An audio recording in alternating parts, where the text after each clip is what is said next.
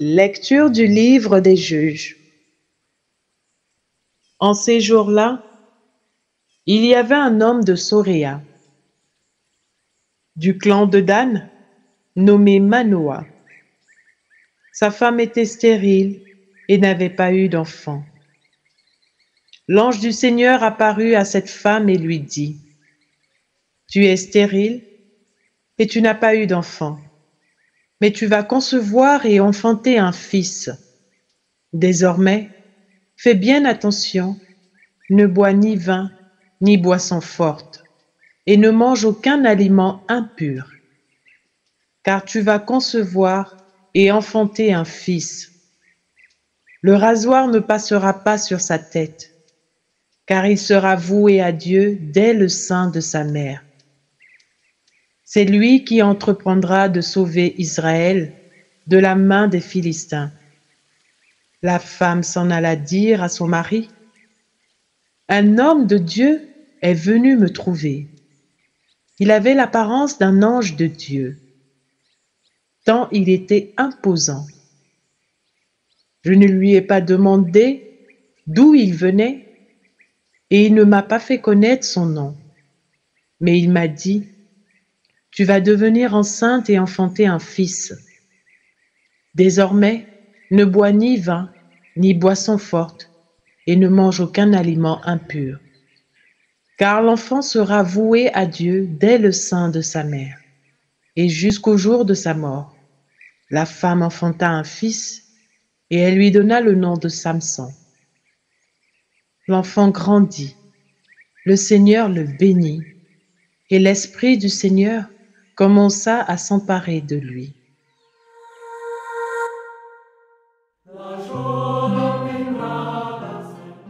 Je n'ai que ta louange à ma bouche, tout le jour ta splendeur.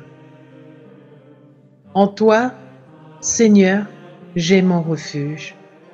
Garde-moi d'être humilié pour toujours. Dans ta justice, défends-moi, libère-moi. Tends l'oreille vers moi et sauve-moi. Sois le rocher qui m'accueille, toujours accessible. Tu as résolu de me sauver. Ma forteresse et mon roc, c'est toi. Seigneur mon Dieu, tu es mon espérance. Toi, mon soutien, dès avant ma naissance, tu m'as choisi dès le ventre de ma mère. Tu seras ma louange toujours. Je revivrai les exploits du Seigneur, en rappelant que ta justice est la seule. Mon Dieu, tu m'as instruit dès ma jeunesse jusqu'à présent. J'ai proclamé tes merveilles. Je n'ai que ta louange à ma bouche, tout le jour ta splendeur.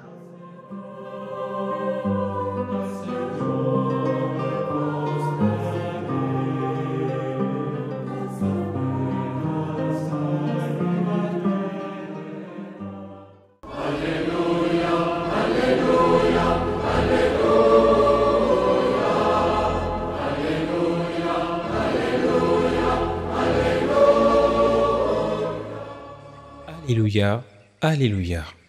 Viens, rameau de Jessé, étendard dressé à la face des nations. Délivre-nous, ne tarde plus. Alléluia.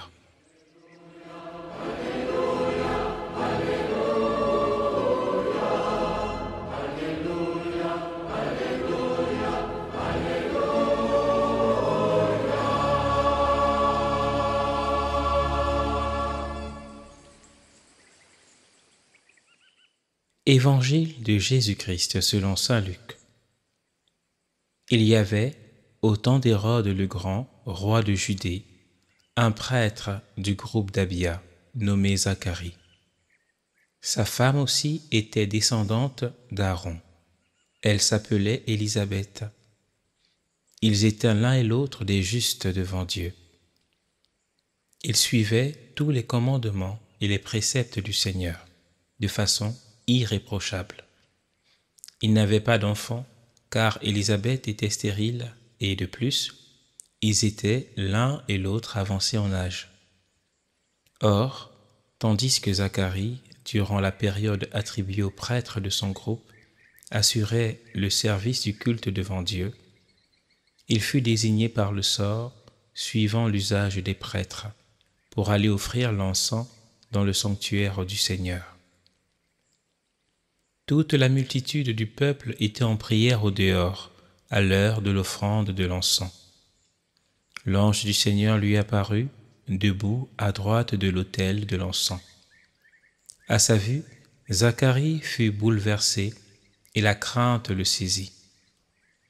L'ange lui dit : « Sois sans crainte, Zacharie, car ta supplication a été exaucée. Ta femme, Élisabeth, mettra au monde pour toi un fils, et tu lui donneras le nom de Jean. Tu seras dans la joie et l'allégresse, et beaucoup se réjouiront de sa naissance, car il sera grand devant le Seigneur. Il ne boira pas de vin ni de boisson forte, et il sera rempli d'Esprit Saint dès le ventre de sa mère. Il fera revenir de nombreux fils d'Israël au Seigneur leur Dieu. Il marchera devant en présence du Seigneur avec l'esprit et la puissance du prophète Élie pour faire revenir le cœur des pères vers leurs enfants, ramener les rebelles à la sagesse des justes et préparer au Seigneur un peuple bien disposé. » Alors Zacharie dit à l'ange : « Comment vais-je savoir que cela arrivera ? Moi en effet je suis un vieillard, et ma femme est avancée en âge. » L'ange lui répondit : « Je suis Gabriel, et je me tiens en présence de Dieu. J'ai été envoyé pour te parler et pour t'annoncer cette bonne nouvelle. Mais voici que tu seras réduit au silence, et jusqu'au jour où cela se réalisera, tu ne pourras plus parler, parce que tu n'as pas cru à mes paroles. Celles-ci s'accompliront en leur temps. » Le peuple attendait Zacharie et s'étonnait qu'il s'attarde dans le sanctuaire. Quand il sortit, il ne pouvait pas leur parler, et ils comprirent que dans le sanctuaire, il avait eu une vision. Il leur faisait des signes et restait muet. Lorsqu'il eut achevé son temps de service liturgique, il repartit chez lui. Quelque temps plus tard, sa femme, Élisabeth, conçut un enfant. Pendant 5 mois, elle garda le secret. Elle se disait : « Voilà ce que le Seigneur a fait pour moi. » En ces jours où il a posé son regard pour effacer ce qui était ma honte devant les hommes.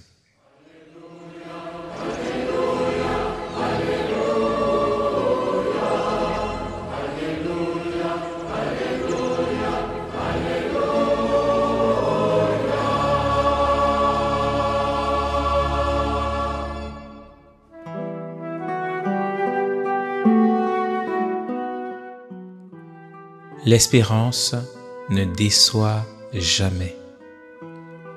Tel est le thème de la méditation de ce jour, mes frères et sœurs.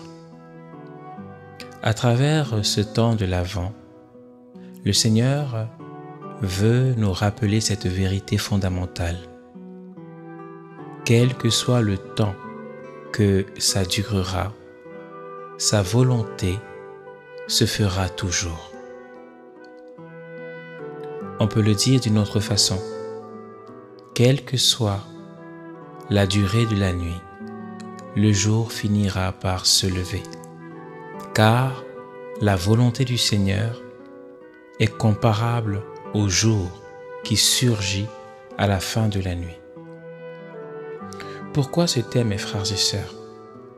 Parce que ce soit dans la première lecture tirée du livre des Juges ou dans l'évangile tiré de Saint Luc, nous voyons le témoignage d'une abnégation à suivre la volonté de Dieu. Que ce soit dans la première lecture où nous voyons un homme, Manoah, et sa femme demeurer juste devant le Seigneur malgré le fait qu'ils ne puissent concevoir un enfant, ou encore que ce soit dans l'Évangile où nous voyons Zacharie et Élisabeth demeurer juste, irréprochables devant le Seigneur malgré le fait qu'ils ne puissent pas enfanter. C'est dire, mes frères et sœurs, que l'obéissance à la parole de Dieu ne dépend pas de la connaissance de ses bienfaits pour nous. L'obéissance à la parole de Dieu ne dépend pas de ses bénédictions sur nous. Je n'obéis pas au Seigneur parce qu'il m'a fait du bien. Je n'obéis pas au Seigneur parce qu'il a répondu à ma prière. J'obéis au Seigneur parce que je l'aime, parce qu'il est mon Dieu, parce que je suis sa créature, parce que je suis son enfant, et que tout enfant doit obéir à son parent. C'est cela, mes frères et sœurs, qui fait rayonner d'une splendeur incomparable la relation que nous, les enfants de Dieu, devons avoir avec notre Père. Une relation d'écoute silencieuse, une relation d'attention sérieuse, une relation dans laquelle le Seigneur parle, le Seigneur se révèle et nous l'écoutons et nous nous disposons à mettre en pratique son commandement. Dans la première lecture, l'ange du Seigneur révèle à la femme de Manoah qu'elle va enfanter un fils. Désormais, elle devra continuer à servir le Seigneur de façon très particulière. Tu es stérile et tu n'as pas eu d'enfant, mais tu vas concevoir et enfanter un fils. Désormais, fais bien attention. Ne bois ni vin, ni boisson forte, et ne mange aucun aliment impur. Ces consignes, mes frères et sœurs, viennent se greffer à l'obéissance que cette femme faisait déjà avant que l'ange ne lui révèle qu'elle serait la mère d'un heureux enfant, Samson. C'est-à-dire, mes frères et sœurs, que quand Dieu nous a révélé ce qu'il va faire pour nous, il va vraiment le faire pour nous. Ce que nous devons faire, c'est juste l'écouter et mettre en pratique son commandement. La première lecture est le témoignage d'une écoute attentive, d'une mise en pratique obéissante. Ce qui n'est pas le cas dans l'Évangile, où, après avoir été irréprochable devant Dieu et devant les hommes, Zacharie doute au moment où l'ange lui révèle l'exaucement de sa prière. Sois sans crainte, Zacharie, car ta supplication a été exaucée. Comment vais-je savoir que cela arrivera? Moi, en effet, je suis un vieillard et ma femme est avancée en âge. Voici que tu seras réduit au silence et jusqu'au jour où cela se réalisera, tu ne pourras plus parler parce que tu n'as pas cru à mes paroles, celles-ci s'accompliront en leur temps.